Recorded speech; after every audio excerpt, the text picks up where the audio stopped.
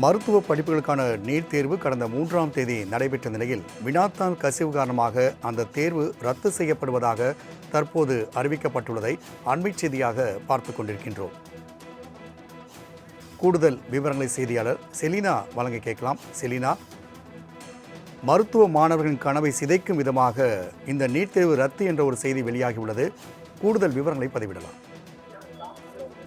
இளநிலை மருத்துவ படிப்பிற்கான நீட் தேர்வு என்பது மே 3ஆம் தேதி நடைபெற்றிருந்தது. இந்த மே 3ஆம் தேதி நடைபெற்றிருந்த நீட் தேர்வில் பல்வேறு குளறுபடிகள் ஏற்பட்டிருந்ததாக தெரிவிக்கப்பட்டுள்ளது. குறிப்பாக வினாத்தாள் கசிவு உள்ளிட்ட குளறுபடிகள் ஏற்பட்டிருந்ததாக தெரிவிக்கப்பட்டிருந்த நிலையில் தற்பொழுது அந்த தேர்வை ரத்து செய்யப்பட்டிருப்பதாக தேசிய தேர்வு முகமை அறிவித்திருக்கிறது.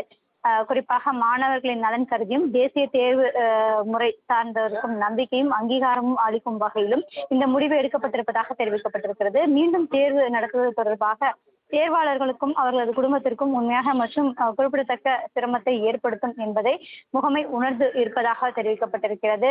தேசிய தேர்வு முகமை என்பது இதனை எதிர்கொள்வதற்கு மாற்று வழியானது நம்பிக்கைக்குரிய நீட் தேர்வை மீண்டும் நடத்துவதற்கான ஏற்பாடுகள் செய்யப்பட்டதாக தெரிவிக்கப்பட்டிருக்கிறது.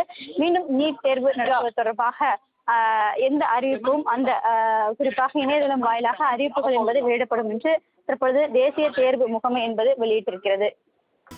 மருத்துவ படிப்புகளுக்கான நீட் தேர்வு கடந்த 3ஆம் தேதி நடைபெற்ற நிலையில் வினாத்தாள் கசிவு காரணமாக அந்த தேர்வு ரத்து செய்யப்படுவதாக தற்போது அறிவிக்கப்பட்டுள்ளதை அண்மை செய்தியாக பார்த்துக் கொண்டிருக்கின்றோம். கூடுதல் விவரங்களை செய்தியாளர் செலினா வழங்க கேட்கலாம். செலினா, மருத்துவ மாணவர்களின் கனவை சிதைக்கும் விதமாக இந்த நீட் தேர்வு ரத்து என்ற ஒரு செய்தி வெளியாகியுள்ளது. கூடுதல் விவரங்களை பதிவிடலாம்.